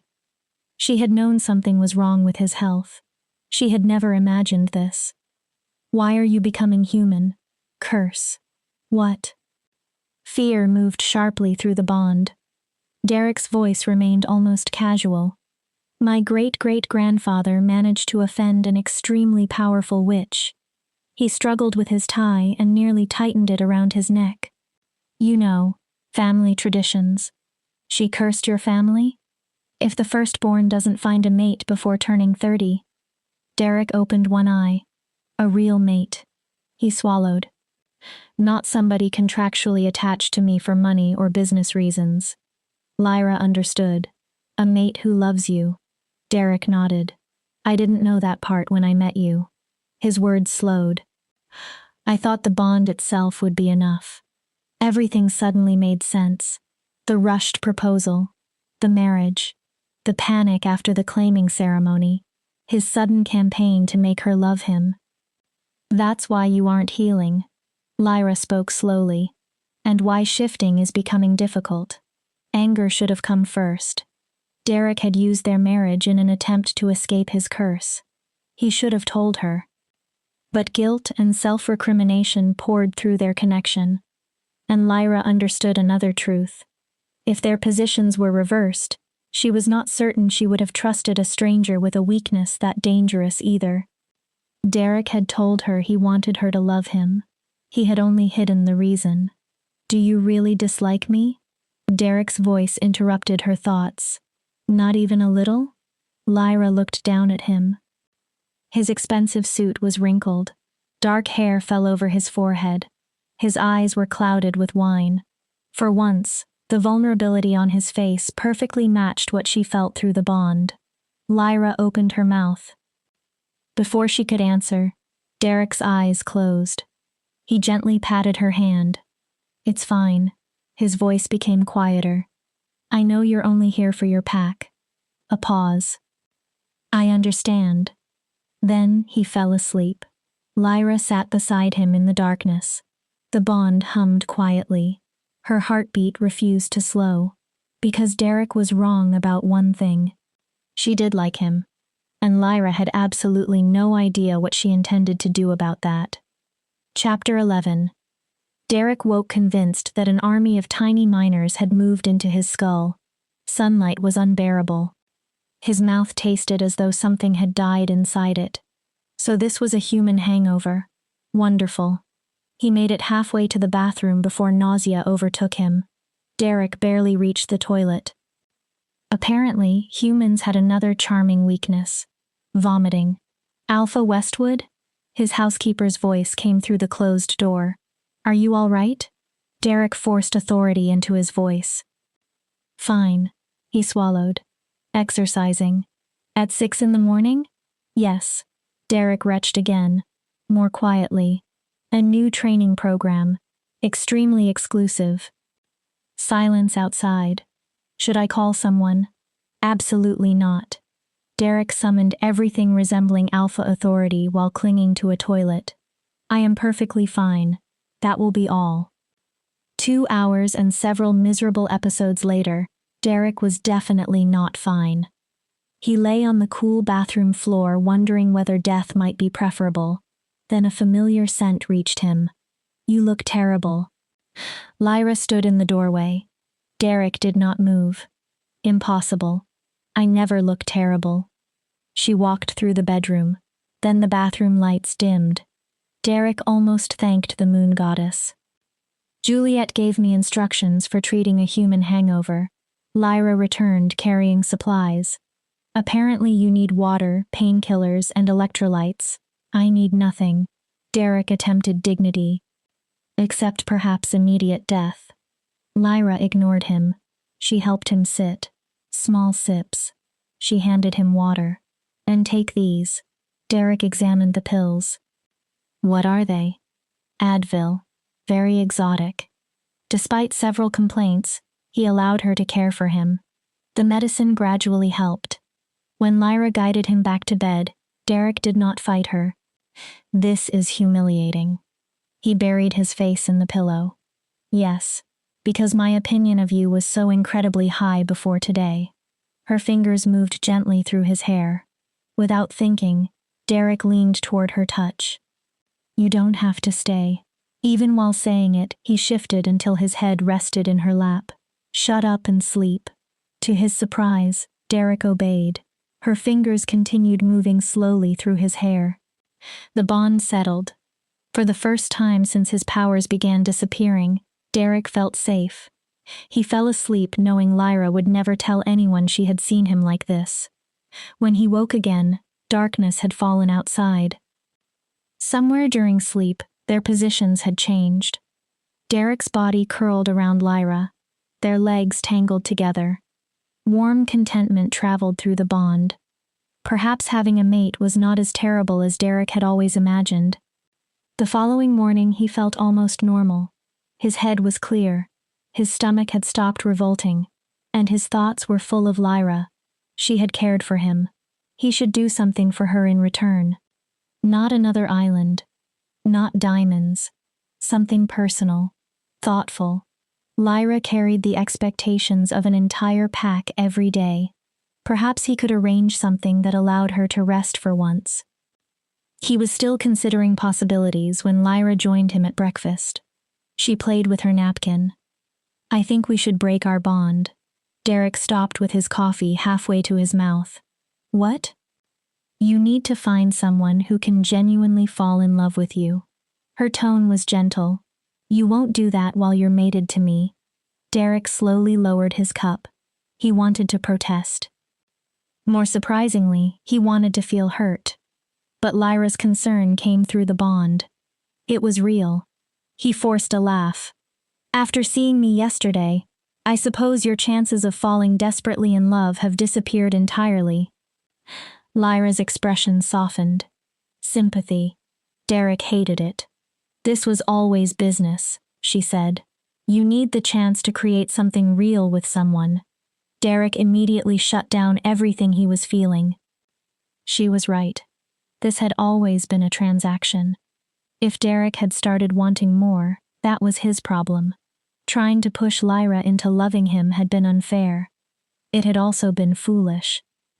Why would a woman who married him for political security suddenly become emotionally attached simply because Derek wanted her to? He should have started searching for another solution the moment Adrian explained the true conditions. A fresh candidate. A real relationship. The problem was embarrassingly simple. Derek liked Lyra, far more than he had intended. We don't have to break the bond yet. His voice became smooth. You can return to your pack exactly as planned. I'll handle my problem. Derek, I made promises to you. He met her eyes. Your pack remains protected. Whatever happens to me, I'll keep my side of our agreement. Lyra looked ready to argue. Derek stopped her. I insist. It's what we agreed. He smiled. Besides, your people still expect you to remain mated for a while. We've barely been together 2 weeks. Lyra studied him. Fine, for now. Then her expression hardened. But when you find someone you genuinely care about, we break this bond immediately. Your health is more important. Derek kept smiling until she left. Only then did the expression disappear. He wanted Lyra to care for him, not because of their contract, not because of pity, because she actually wanted him. He wanted mornings like yesterday. He wanted arguments and jokes. He wanted someone who could see beyond the polished Alpha Westwood persona. He wanted Lyra. And because he had begun their relationship with secrets and manipulation, she would probably never trust that his feelings had become real. Perhaps that was fair. Lyra deserved someone honest. Someone who would not begin a relationship by attempting to use her to break a curse. The irony would have been funny if it did not hurt. But Derek could still give her one thing. Protection. He could keep his promise. He could release her from guilt. If nothing else, he could make sure the final thing he offered her was honest. Chapter 12. You're being ridiculous. Flynn leaned against the wall of Lyra's office. Why did you ask me to come here if you're going to pretend nothing is wrong? Lyra adjusted her jacket again, then glanced at the clock. 10 minutes until the border meeting. 10 minutes until she saw Derek for the first time since leaving his estate 1 month earlier. I'm not pretending. She rearranged papers on her desk. This is our first major official meeting since the alliance. I want everything organized. Flynn stared at her. Right. This has absolutely nothing to do with seeing your mate. He isn't my... Lyra stopped. Fine. I'm slightly nervous. Slightly. Because of the bond. She straightened another stack of documents. It's biological. Flynn raised his eyebrows. A biological reaction. Yes. That's what you're calling it? Lyra glared. The bond creates an artificial sense of connection. It confuses emotions. Of course. Flynn sounded completely unconvinced. Or maybe you miss him because you actually like him. I do not. Lyra's answer came too quickly. I can't. That wasn't our arrangement. When have emotions ever cared about arrangements? Before Lyra could answer, someone knocked. Her assistant May opened the door. Alpha Wilder, the Westwood representatives have arrived. Lyra's heart jumped. Send them in. She arranged her face into professional calm. The door opened wider. Lyra prepared herself for Derek. Instead, Victor entered. Alpha Wilder. His smirk was exactly as irritating as she remembered. What a pleasure. Lyra stared. Victor. Her disappointment escaped before she could hide it. Where's Derek? She corrected herself. Alpha Westwood. Victor noticed. His smile widened. Alpha Westwood sends his apologies. Something urgent required his attention. I've been authorized to represent him. Flynn moved slightly in front of Lyra. We expected your Alpha. His tone was cool. These negotiations matter. Of course.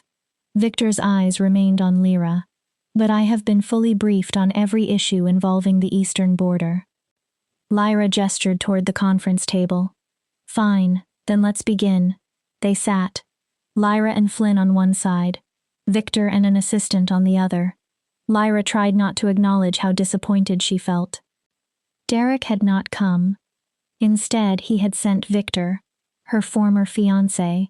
The meeting progressed with unbearable formality. Victor presented Derek's proposals regarding timber, patrol schedules, and shared hunting territory. Lyra responded with alternatives. Maps covered the table. Boundary lines were discussed. Agreements were drafted for later approval. Through everything, Victor watched Lyra with barely hidden amusement. Every time she asked about a detail involving Derek personally, Victor's response became evasive. Finally, Lyra closed a folder. If Alpha Westwood approves these patrol changes, we can finalize everything next week. Victor pretended to review the papers. I'll show him when he's available. And when will that be? Lyra tried to sound uninterested. Difficult to say. Victor leaned back. He's been rather occupied. Flynn glanced sharply toward Lyra. A warning. Lyra ignored it. Occupied with what? Victor smiled. Who? Lyra's throat tightened. I'm surprised you don't know. I thought mates could feel everything through their connection. We have an unusual arrangement. Clearly. Victor's expression filled with satisfaction. It must still be difficult being replaced so quickly. Lyra said nothing. At least when we were together, I was honest about wanting a mistress. Victor. Flynn's tone was a warning. Lyra lifted one hand. What exactly are you saying? Your mate has been seeing someone. Victor spoke slowly. Rather seriously, from what I understand. He barely leaves her side lately. He paused deliberately. That's why he couldn't bother coming here. The claiming mark on Lyra's neck suddenly burned. Her wolf stirred. Territorial anger moved beneath her skin. I know perfectly well what Derek does in his personal life. Her nails pressed into her palms beneath the table. We have an understanding. An understanding. Victor nodded. How modern, especially considering your reaction when I suggested almost the same thing. That was different. Lyra regretted the words immediately. Was it? Victor's smile became crueler. Or did you simply demand standards from me that you're willing to ignore for Alpha Westwood? Flynn slammed his palm onto the table. Enough. His voice filled the room. We are discussing territory, not personal relationships. Of course. Victor gathered himself. My apologies, Alpha Wilder. His tone made the apology meaningless. If you and Derek agreed to this arrangement, who am I to judge? He looked around Lyra's modest office. I'm sure you're perfectly happy burying yourself in work while he enjoys his mistress. This meeting is over. Lyra stood. We'll continue when Alpha Westwood is available to attend personally. Victor gathered his papers. As you wish. He looked delighted with the damage he had done. I'll mention that you were asking about him, though I'm not sure he'll be particularly interested considering his current distraction. After Victor left, Flynn turned toward Lyra. You okay? I'm fine. Her answer came too sharply. Lyra closed her eyes. Sorry, I just wasn't expecting that. That night, she could not stop thinking. Derek with another woman. Derek too busy with someone else to attend the meeting. Derek moving forward while Lyra sat alone. The bite mark at her neck pulsed. Their bond had remained almost silent for weeks. They had both deliberately shielded themselves. Was Derek with that woman now? Was he kissing her? Touching her? Images formed against Lyra's will. Derek's hands on someone else. His mouth against someone else's lips. Her wolf hated every image. Possessive rage moved beneath Lyra's skin, even as logic told her she had no right. Derek was not truly hers. Their relationship had started as a transaction. So why did imagining him with another woman make breathing difficult? Lyra stared at the telephone. She would not call him. She would not demand explanations. She would not reveal that she cared. 10 minutes later, she dialed the Westwood estate. Westwood residence. A professional voice answered. This is Alpha Wilder. Lyra was grateful that she sounded calmer than she felt. I'd like to speak with Derek. One moment. The line transferred. Lyra? Derek sounded surprised. Is everything okay? I heard the meeting went badly. His voice immediately warmed something inside her. Their quiet bond stirred back to life. The meeting might have gone better if you'd attended. Lyra failed to remove the accusation from her voice. I'm sorry, something came up. Someone, you mean? Silence. What? Victor said you've been seeing somebody. Lyra tried to sound casual. That was why you couldn't attend. Something moved through the bond. Surprise. Then guilt. It disappeared behind Derek's defenses. Victor talks too much. Another pause. But yes, I've been spending time with someone. Hearing Derek confirm it hurt more than hearing it from Victor. I see. Lyra swallowed. Is it serious? It's complicated. Derek hesitated. There is potential. Potential. The word felt bitter. To break the curse? Yes. But it's very early. Lyra tightened her grip on the receiver. She should have been pleased. This was exactly what she wanted. Exactly what they had discussed. Derek needed someone capable of breaking his curse. Their mating had failed. Of course he would search for another woman. Lyra? His voice softened. Are you still there? Yes. She breathed. I was thinking. Her heart tightened. If you're becoming serious with this woman, perhaps we should break our bond soon. Silence. Surprise came through the bond. Then something painful. Lyra realized with sudden clarity that she wanted Derek to refuse. She wanted him to tell her not to leave. It made no sense. Their relationship was not supposed to be real. All right, Derek finally said. Slowly. That might make sense. Lyra closed her eyes. Great. Her voice nearly broke. I should go. She ended the call before Derek could hear anything else. Then Lyra sat on the edge of her bed, alone, staring at nothing. Chapter 13. Derek adjusted his tie for the 5th time. The man reflected in the mirror looked flawless. Perfect tuxedo, perfect hair, perfect practiced smile. No one looking at him would guess he was unraveling beneath it. 2 hours remained until midnight. 2 hours until Derek Westwood turned 30. 2 hours until the curse became permanent. Someone knocked. Alpha Westwood? Thompson spoke from outside. Your guests are arriving. I'll be downstairs shortly. Derek looked at his reflection again. He should have broken the bond with Lyra weeks ago. He should have told her everything and released her. But every time he prepared to do it, some stupid piece of hope stopped him. Hope that maybe... Lyra did not love him. Why would she? Their marriage had begun with deception, and she deserved far better than the man Derek was about to become. The door opened. Isabel entered in a crimson gown. Hiding during your own party? Derek stayed where he was. I needed a minute. Isabel approached. Derek searched himself for something. Connection. Emotion. There was attraction. Of course there was. Isabel was beautiful. But there was nothing deeper. Nothing resembling what he experienced through the bond with Lyra. Your minute is over. Isabel leaned down and kissed his cheek. Happy almost birthday. Derek allowed her to pull him upright. This was what he was supposed to want. One final night as the powerful Alpha Westwood. One final attempt to feel something with Isabel strong enough to change his fate. You're distracted. Her fingers moved across his chest. We could arrive at the party a little late. The implication was obvious. Isabel leaned closer. Derek did not stop her when their lips met.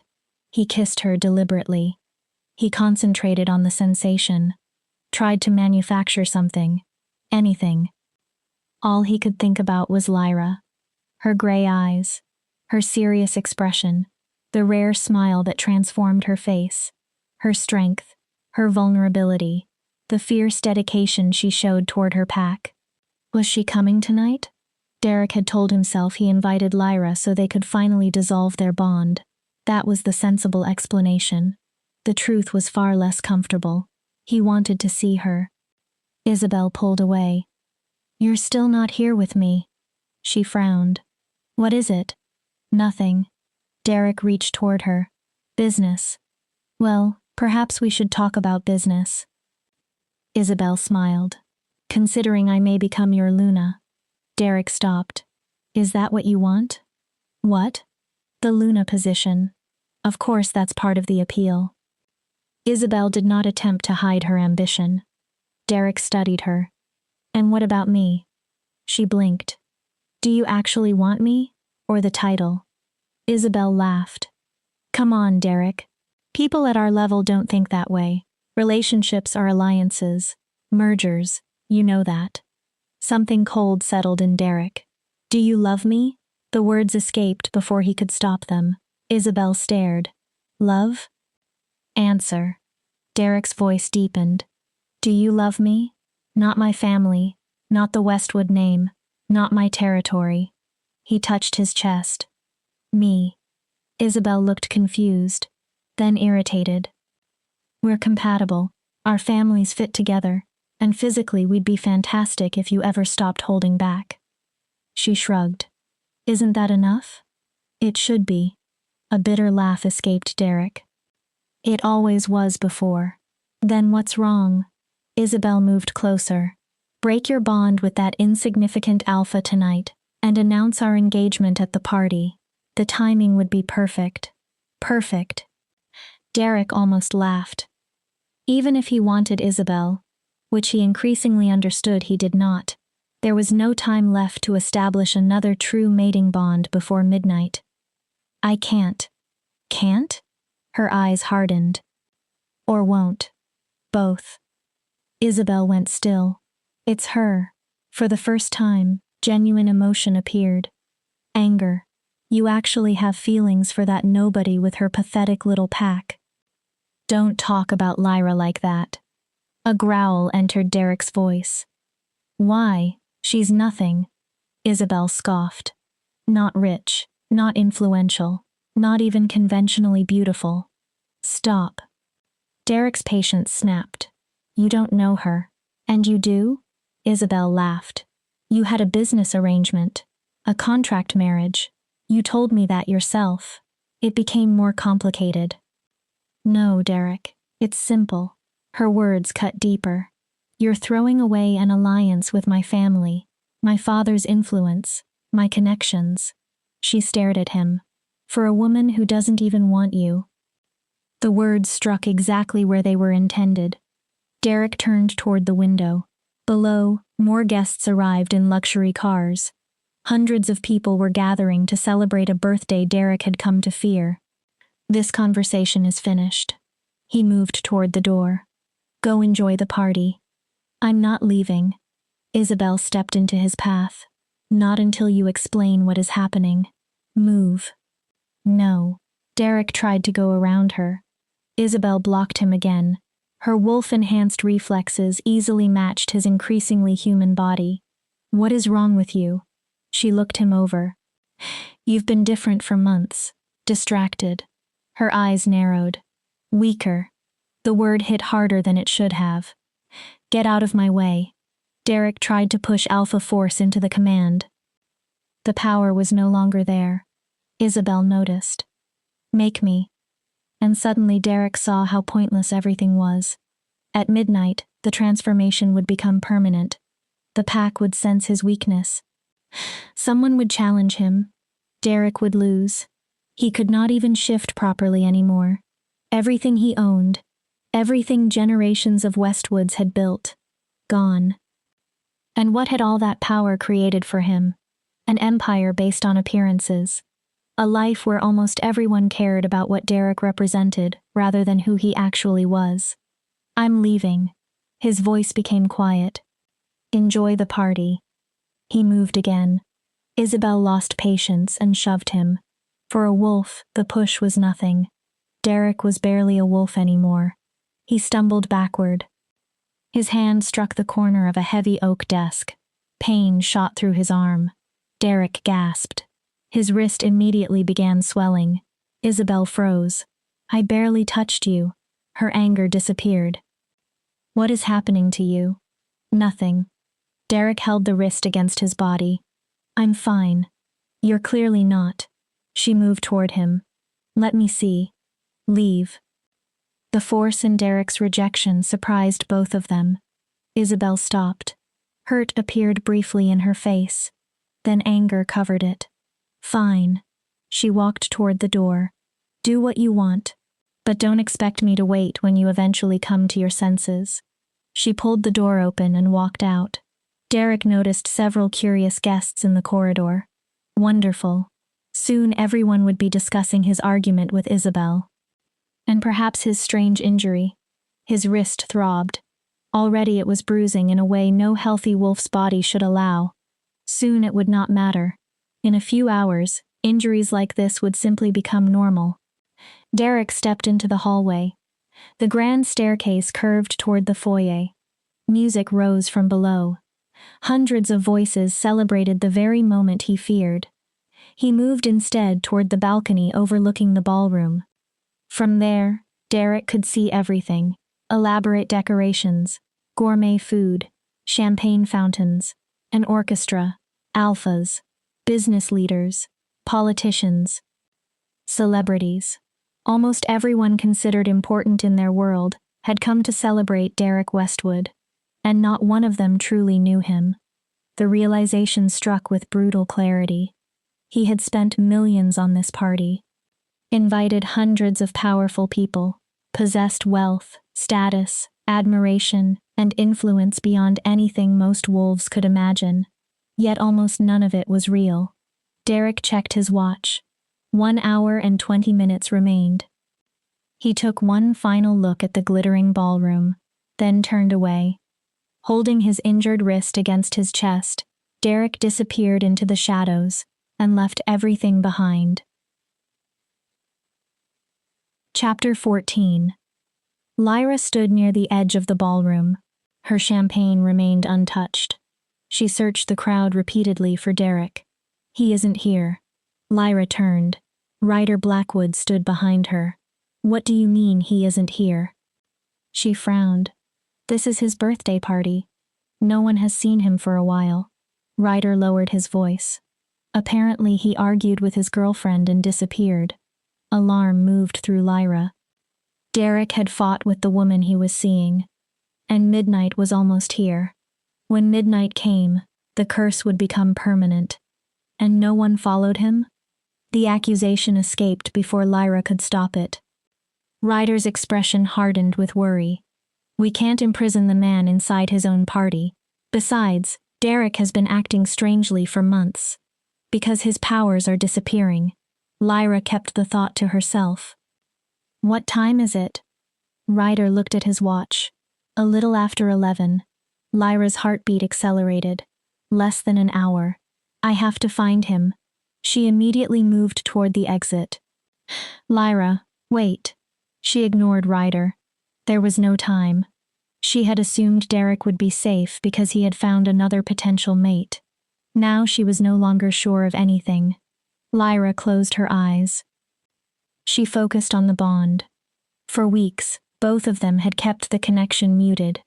Lyra lowered every defense. She sent her awareness along the invisible line binding them. "Derek, where are you?" Nothing. Then, a flicker. Like a candle igniting in darkness. She felt him. Pain, resignation, and beneath both, loneliness so deep that Lyra's chest hurt. "Hold on." She poured the thought into the connection. "I'm coming." Lyra ran from the mansion. Guests turned to stare. She did not care. Cold air struck her as she descended the steps. She did not go toward her car. Instead, Lyra ran for the forest surrounding the Westwood estate. Her heels came off first. She left them behind. The gown could be destroyed. Nothing about her appearance mattered now.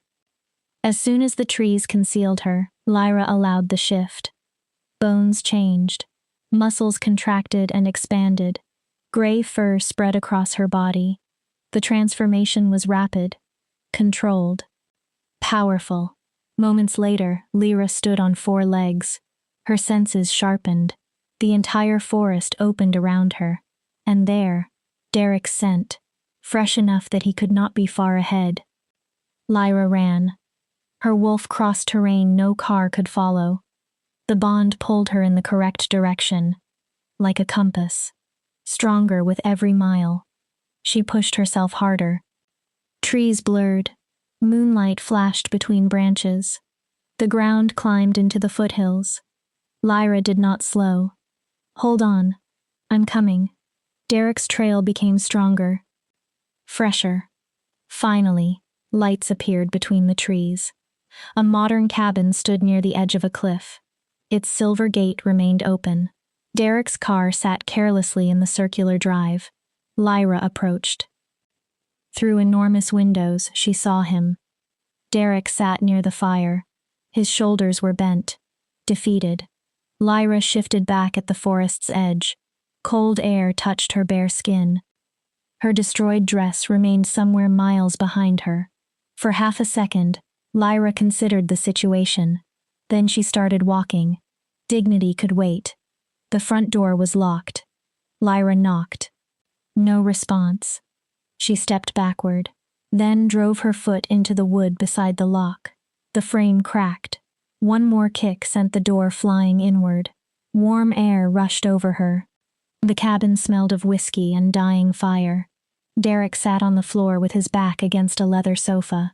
A crystal glass hung loosely from his fingers. His jacket was gone.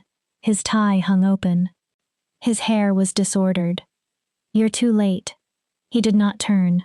"It's done." Lyra looked at the clock. 7 minutes after midnight. Her heart dropped. She had missed it. The curse had already taken hold. Chapter 15. Lyra grabbed a coat hanging near the entrance and wrapped it around herself. Then she approached Derek. Her pulse hammered. "Derek." "Don't." His voice sounded empty. "Just don't." He finally turned toward her. Lyra's breath caught. Something had changed. The vivid blue in Derek's eyes seemed duller. The instinctive predatory grace that had always surrounded him was gone. "You should leave." He turned back toward the fire. "There isn't anything for you here anymore." His injured wrist remained swollen. Dark bruising covered it. "That isn't true." Lyra lowered herself beside him. She could see exhaustion beneath his eyes. "Look at me." Derek reluctantly obeyed. The pain in his expression hurt more than Lyra expected. "Are you human?" Derek laughed bitterly. He lifted his injured wrist. What gave it away? Lyra reached toward him.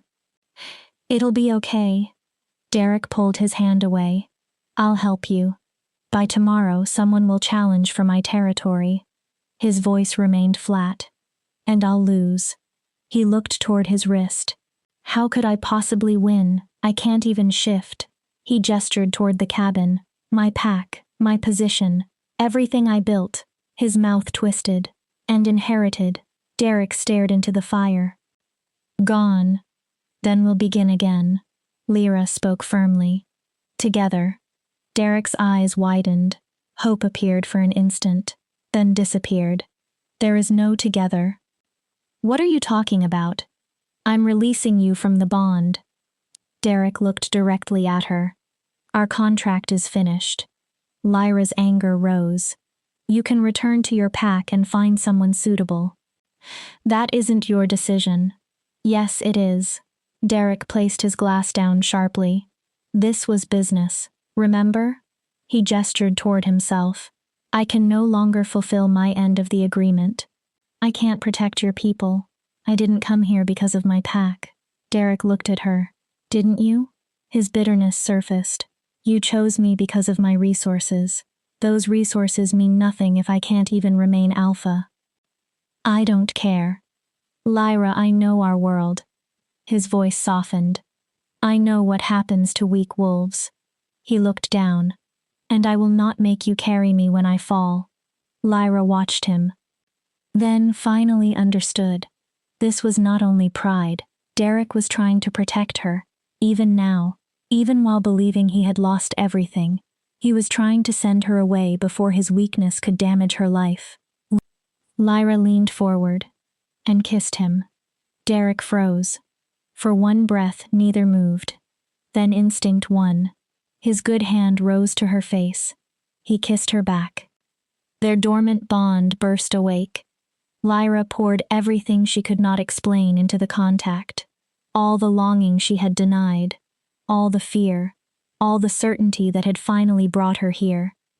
When they separated, Derek's eyes remained closed.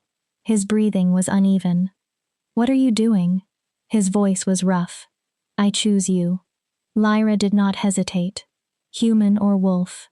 Powerful or powerless? Derek opened his eyes. Disbelief fought with hope. Don't be ridiculous. No. Lyra glared. You are being ridiculous. She moved closer. I've been miserable without you.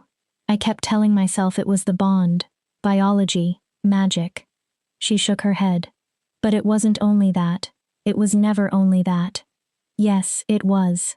Derek shook his head. This is the mating bond talking. You'll find someone better. I don't want someone better. Lyra cut him off. I want you. Derek looked away. You don't mean that. Yes, I do. Lyra reached for his face. I love you, Derek. Not your money. Her voice softened.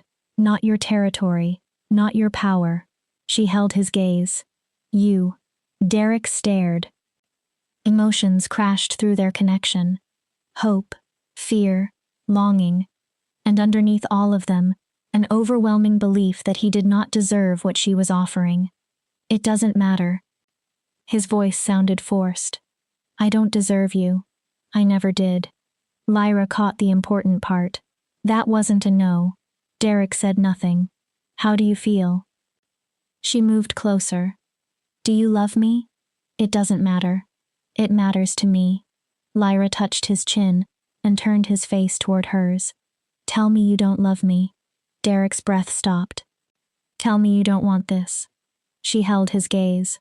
If you can say that honestly, I'll walk out that door and never come back. Derek opened his mouth. Nothing came out. He looked away. Then back. Conflict filled his face. Lyra's voice softened. I thought so. She leaned closer. Now stop talking and kiss me. For 1 second, Derek did not move. Then something inside him broke. He surged forward. His mouth found hers. The kiss was nothing like their first. It was desperate, hungry, almost painful. As though Derek believed he had only seconds to memorize her before she vanished. When they finally separated, both were breathless. Derek rested his forehead against hers. Of course I love you. His voice cracked. That is exactly why I have to let you go. Lyra stared at him. You deserved better when I still had everything. Derek continued. And you definitely deserve better, now that I have nothing. He shook his head. I won't trap you in a useless mating bond with a deadbeat human. Lyra kissed him again. She refused to let him finish. Their bond pulsed. Warmth moved between them, stronger with every second.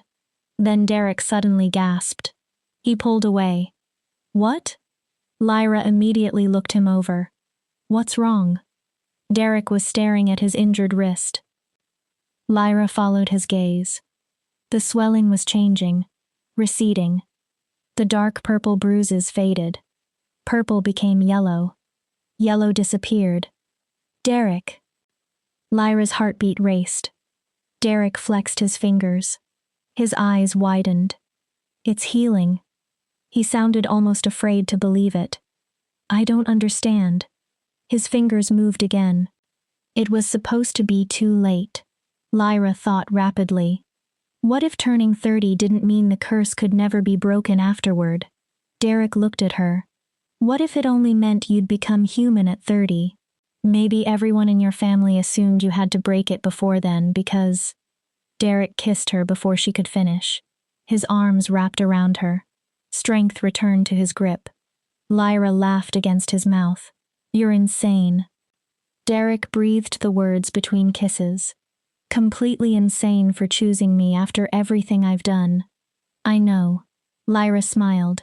But apparently someone had to love you enough to break that stupid curse. Derek laughed. Not his polished social laugh. Not the charming sound he used at parties. A genuine laugh.